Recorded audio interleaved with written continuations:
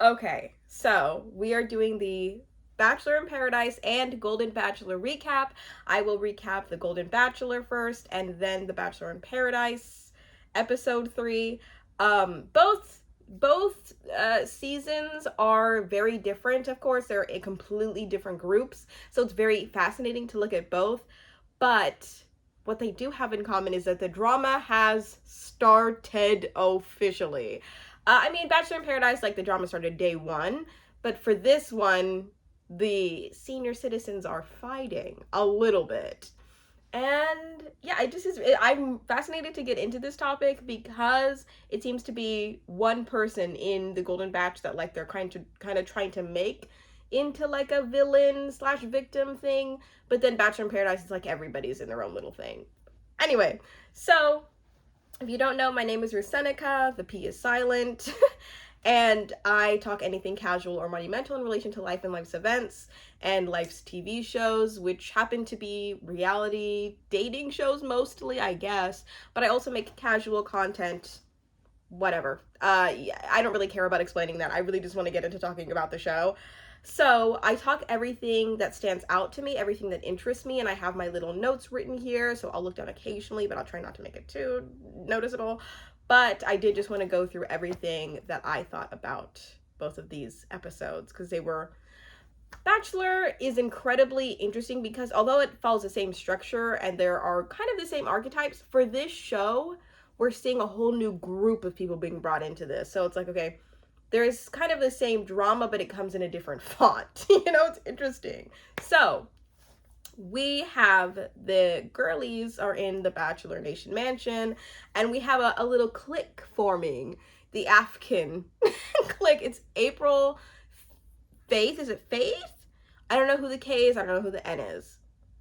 Is A even April? I don't know who. I don't know these women quite yet, so I can't remember who is all in the Afghan group. But one of the ladies was like, if you're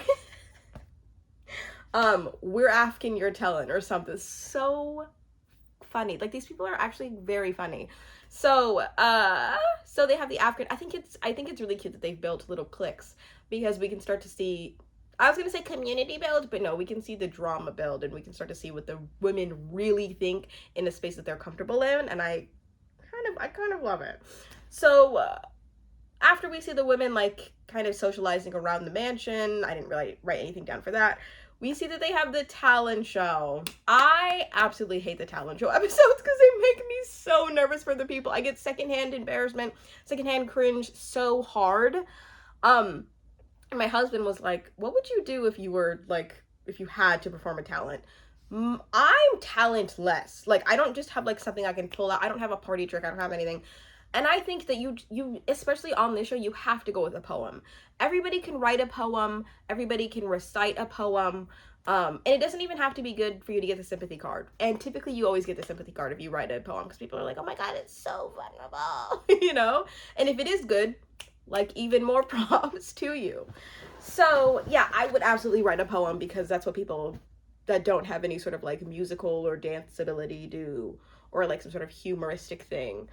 And then also, like, yeah, I would love to tell a joke, but it's like, oh my god, you could have the absolute wrong audience, and I'm just not going through that, just the way that Sandra did. Sandra's joke, I mean, it was okay. So, Caitlin comes back on. Caitlin Bristow is the special guest for this, and it was like 5 minutes into her being there that I was like, Chris, she used to host this show. Can you imagine like hosting a show and then being brought on as a guest? That's crazy. I heard from a podcast, because she has a podcast, that they wanted to have her for another thing, but she said that the price was way too low. So it's interesting seeing her being brought back, and like the price might just be right this time. Whatever. So Joanne wins the talent show. The types of talents were like, was there a singing? Did we have a singing? I remember we did have a dance that was kind of awkward. But of course, Joan wins because she does the poem. Like I said, you have to do the poem if you are talentless, just like me. And we find out on her date with Gary that she is a grandma as of 15 days ago. Maybe she was a grandma before, and I just don't know it.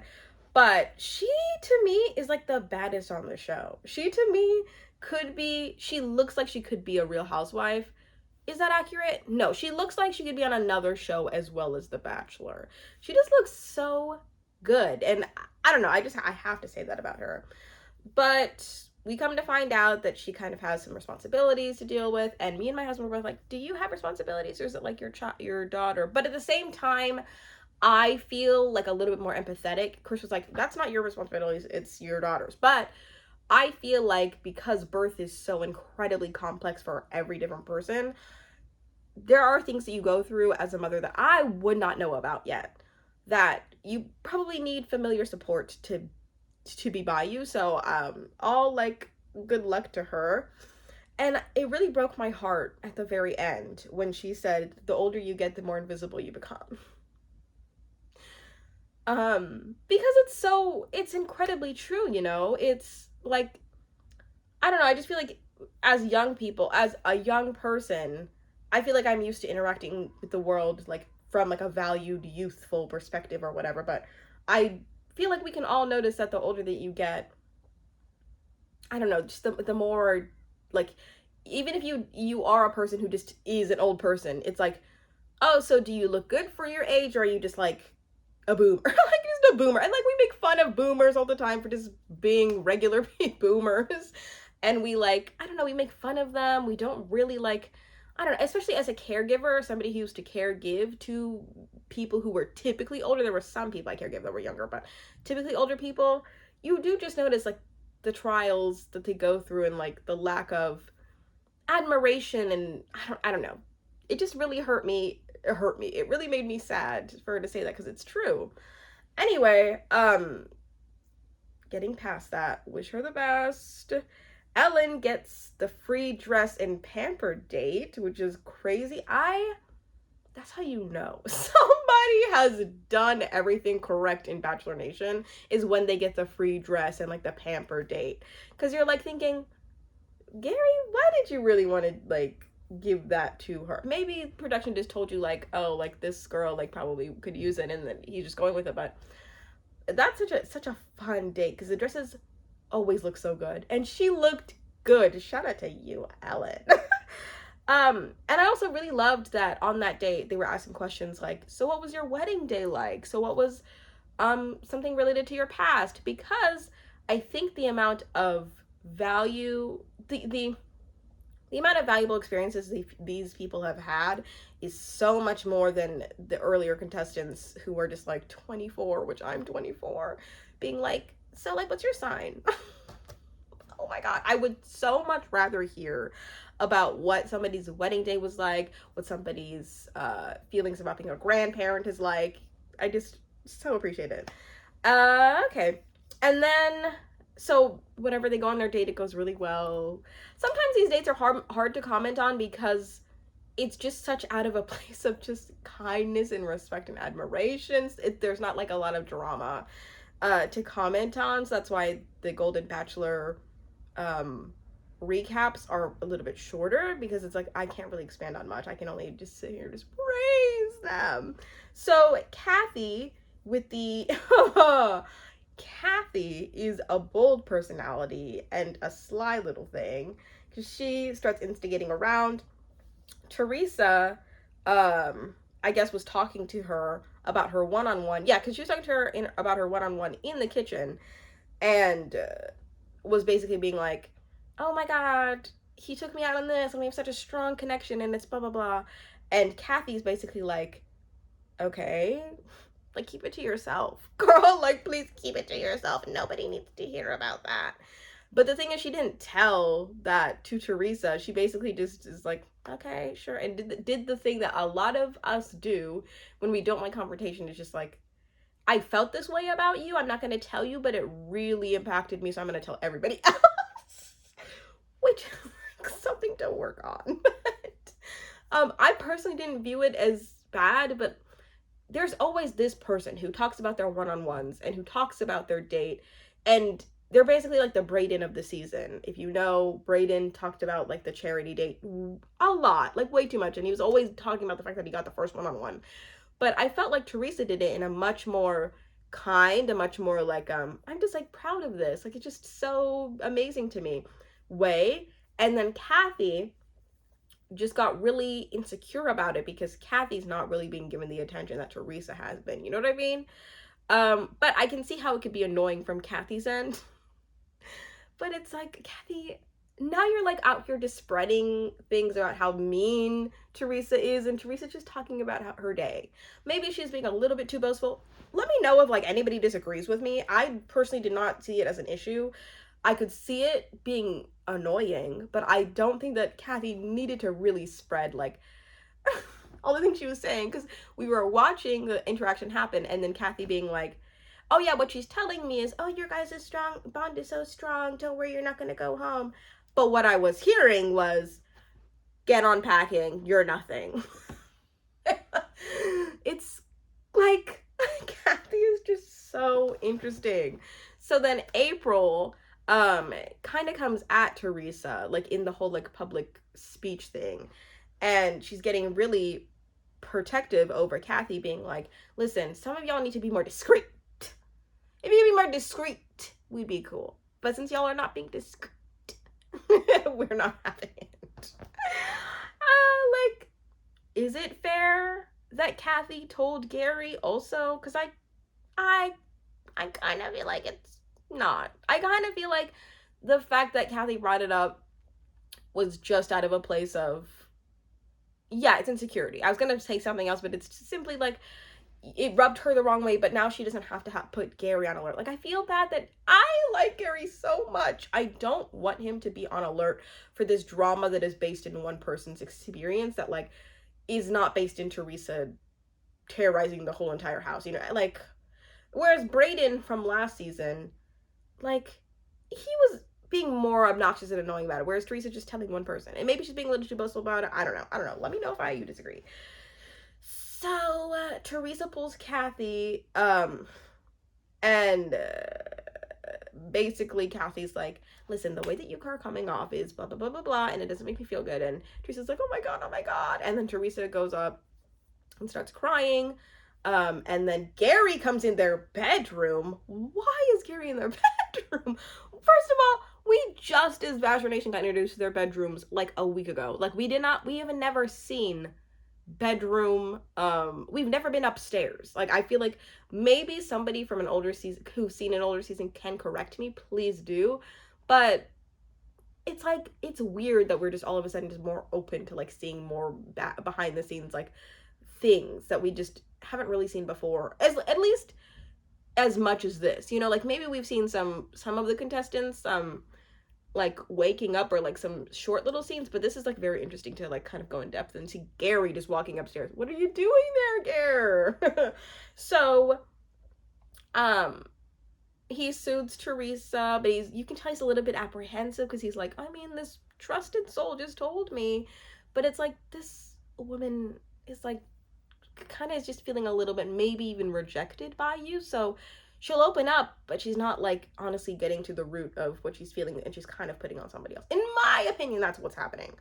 So then at the final rose, then at the rose ceremony, we see the first ever who will get the final rose, or who will get the final, why do I keep saying final rose, who will get the rose for the ceremony. And it's the first time that we're kind of put on edge, and we're like, will Teresa get a rose? Will he hold Kathy's opinion to a high standard?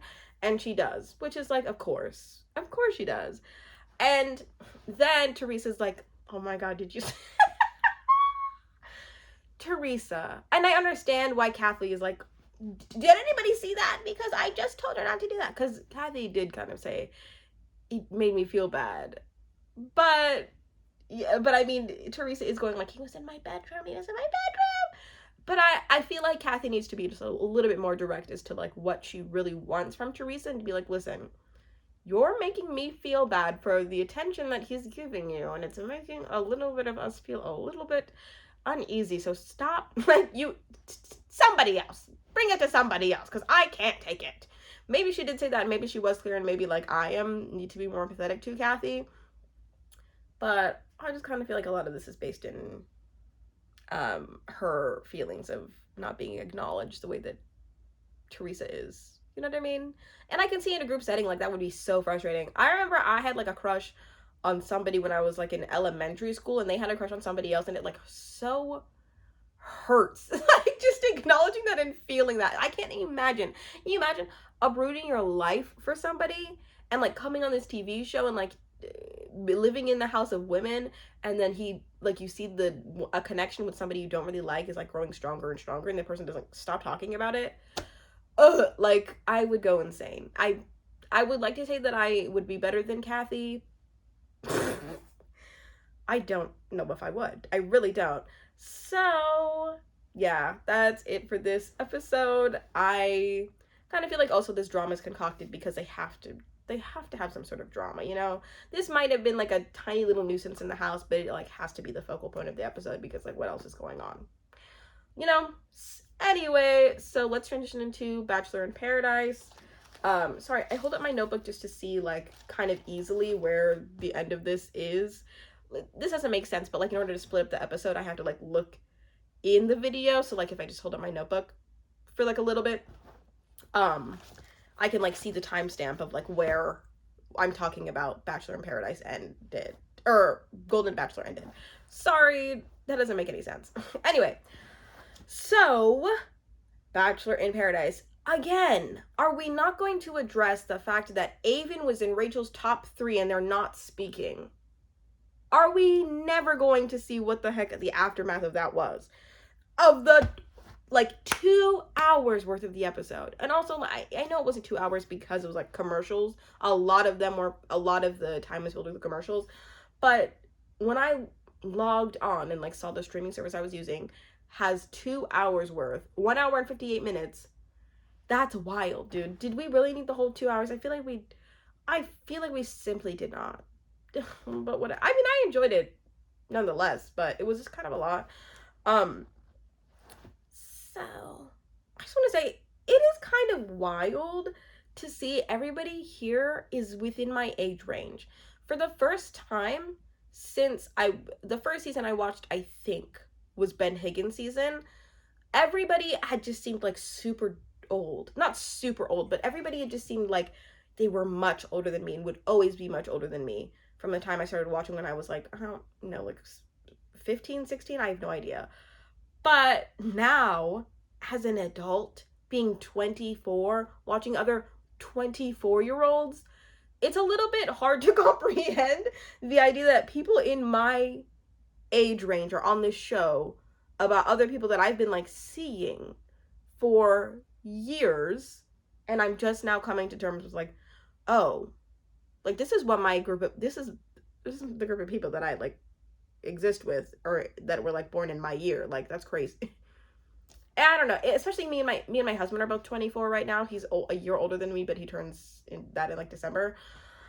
I really don't know how to describe it. It's just kind of freaking me out, but because it just feels like everybody feels so wildly immature, but they're so entertaining. And then they also, I think that me and my husband look a little young. I look younger than him for sure, but it is also kind of wild to see people that like also look a little bit, they're like very attractive.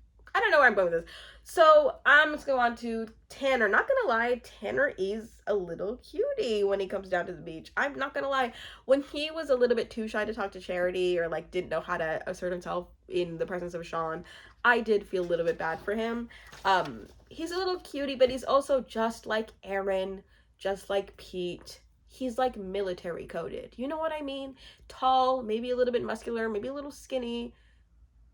Not skinny, maybe a little like that military look, and has brown hair and like a tapered cut. Like very military coded to me. So I don't know, that it kind of weirds me out just a little bit. Like, I don't know. So Tanner talks to everybody, and we think that he might go on a date with who the heck? Oh, might go on a date with Jess, or her name is Jess. I wrote down Jessie. Like that's not Mr. Palmer. But Tanner goes on a date, or Tanner talks to Jess and Kat, and like Kat said, I'm shaking, or I never shake, and then somebody's like, you're shaking? Yeah. And just like Kat, Brayden is also shaking. Brayden is shaking. And we think that, like, maybe he'll take Jess. And I was kind of rooting for Jess. I like Jess. I think she's, like, a really cute, sweet person. And I liked her story on, is this Zach's season? Not even know. I liked her. Wherever she was on. But yeah, I did. And then um we see that Tanner takes Kat on a date. And then we see when Kat comes out and looks all cute in her little fit, we see that she treats Brayden like he just doesn't exist. Like, not even like, oh, maybe she didn't hear him. No, like, the man fully said, you look cute. Like, you look terrific or something. And then she just walks past him. Like, she heard him. I don't even know that for a fact, but it's factual. She heard him. And she hurt him. She heard him and she hurt him. And that, honestly, was kind of sad to watch. Like, I don't even like Brayden that much, but you do feel a little bit bad. Like, my heartstrings do go out to him. So, Kat, honestly, okay, this is my opinion about Kat. I don't think that she's likable, and a lot of Bachelor Nation, I don't think found that she was likable as well. And I feel like she's the type of person, I said this in an older video, like a video post, I think the first video, I don't know, where I just talked about how Kat just seems like that girl that you're like, why do people like you? You're so complainy, you're like not very fun to be around, yet you have like a decent amount of friends and people ride for you, but you're like not a nice person. You're like maybe a little bit funny, but like at times, because mean people tend to be funnier, but I just don't understand why Brayden was initially attracted to her.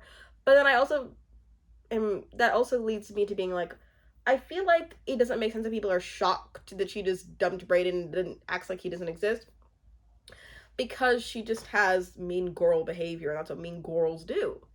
They just treat people like they're pawns, and that's really just it.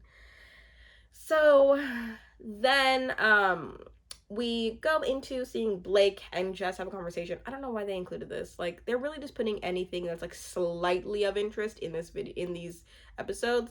Blake saying like, I only eat birds for protein, and us just having seen shots of like birds and like pigeons were on the same level of Jess being like, you only eat birds? Like, what does that even mean? Because we were thinking, like she said, pigeons. Like, I was thinking like birds.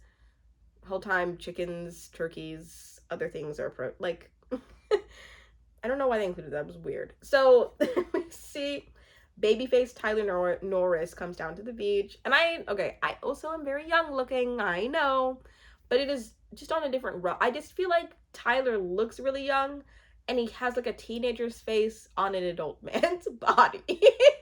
Whereas you see me, I'm younger looking, and I'm 4'11", so it adds up. But him, I'm just kind of like, I just feel like in a way, like, doesn't really match in a bit. So his attractiveness kind of weirds me out a little bit. So you see that Mercedes, by the way, I think that Mercedes is the baddest on the beach. I think that she's the most attractive, and I don't understand why more people aren't pining for her. I really don't.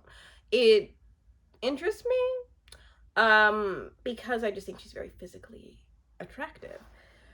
So Mercedes says that she's open to talking to Tyler, which, Tyler, what is your thing with these biracial women? Like, because, you know, you had a thing with Brittany last time, and Brittany and Mercedes are similarly coded because they seem biracial or racially ambiguous, whatever. I need to start bringing that up before somebody comments like, what the hell is your thing against racially ambiguous biracial people? It's just a theme that is taking over Bachelor Nation. I feel like we need to make a joke about it, because it's like we all know it, we all see it. Like, what the heck is it? Anyway, so she said, she says, I'm open to dating because she just doesn't like Will. Let's just be real, she used him for a rose. Maybe she likes some aspects of him. Maybe she felt like Will is not an ugly guy. He just has like one of the descriptions read, he's a sad boy. Like we saw him from Rachel's season being a sad boy, and he's lucky that he is a little attractive because I just feel like he's a downer to be around, low key. And I just, ugh, I don't know, it kind of grosses me out. So yeah, so I guess Tyler chooses Mercedes. They also don't feel like they would fit. I don't know, you know what I mean? Like, so LOL at Sam say this whole story about the I haven't pooped for 9 days. Can you imagine?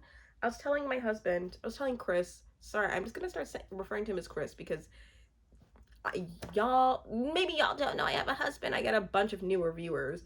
My husband's name is Chris. I just want to try to make that more normal.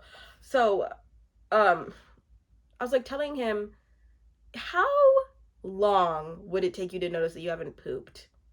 I truly, I do not like keep track of that.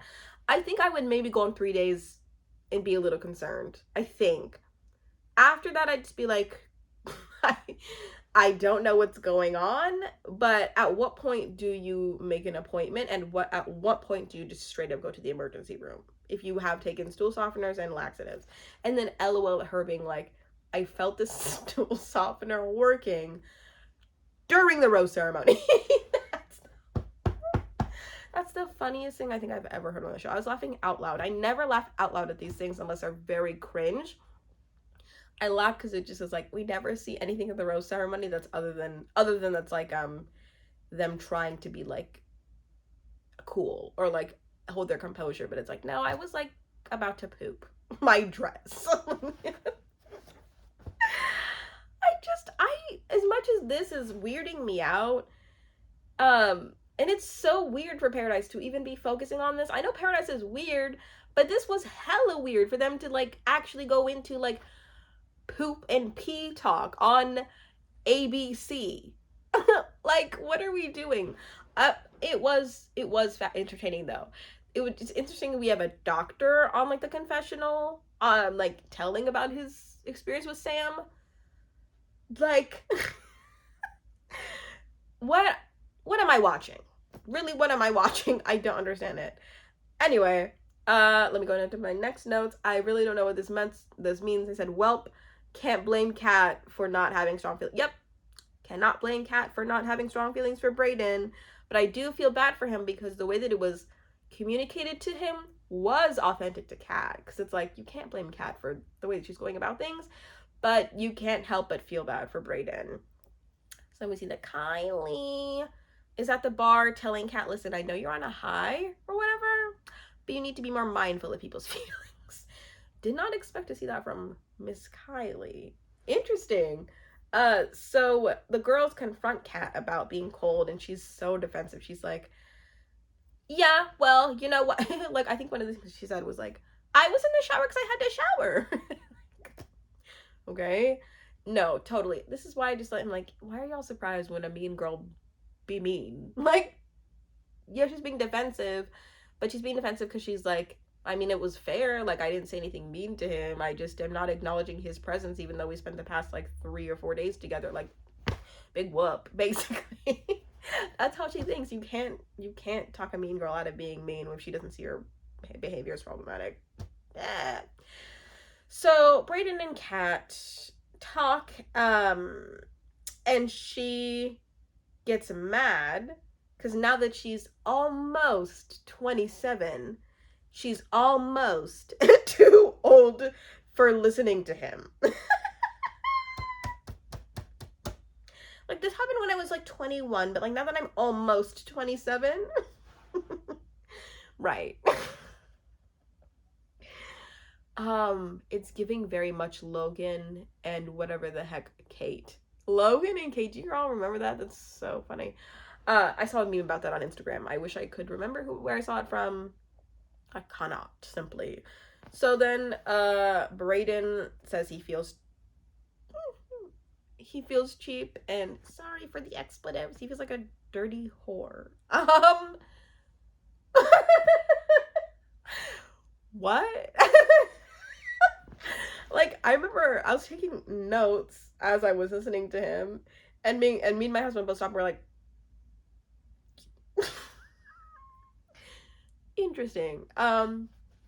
Like, I really do appreciate that Brayden did call out what he was feeling, and he didn't shame her and, like, get angry with her.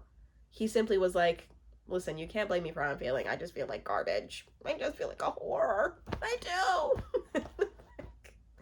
So, Tanner, sorry, I don't know why I'm talking about Tanner.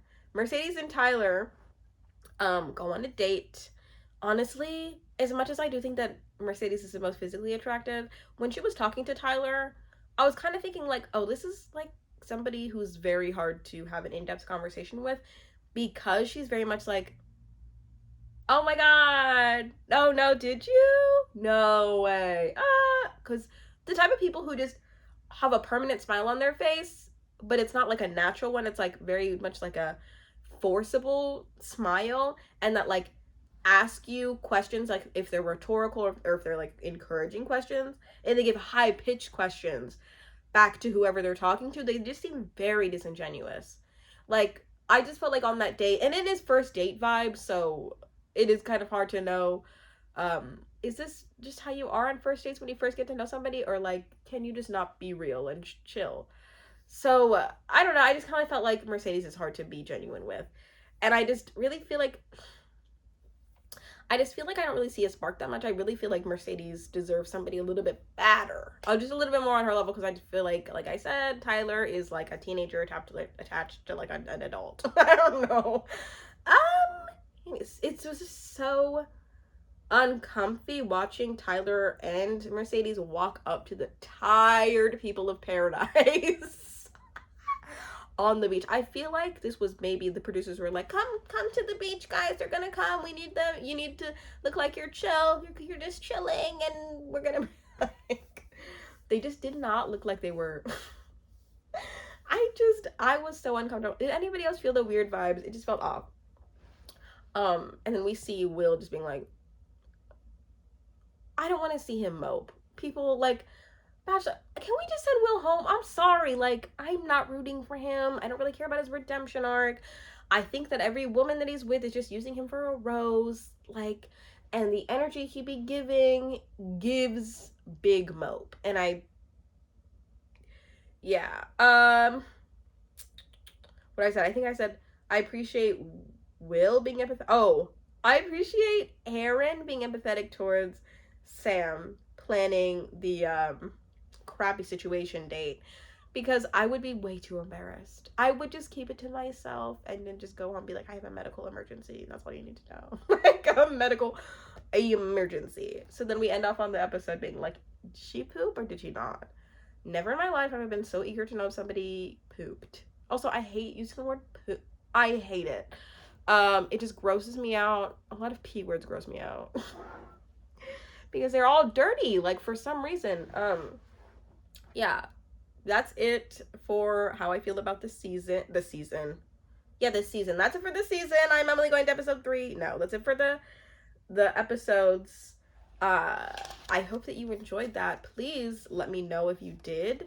If you did, you can also give me like a like, because I never ask for likes in the beginning and then I just don't get them, and then I'm like, why the heck do people not respond to my videos? Because you don't ask for things, so you're not gonna get them. But yeah, wherever you are, whoever you are, whatever time of day it is for you, I hope that you have a good morning, afternoon, or night.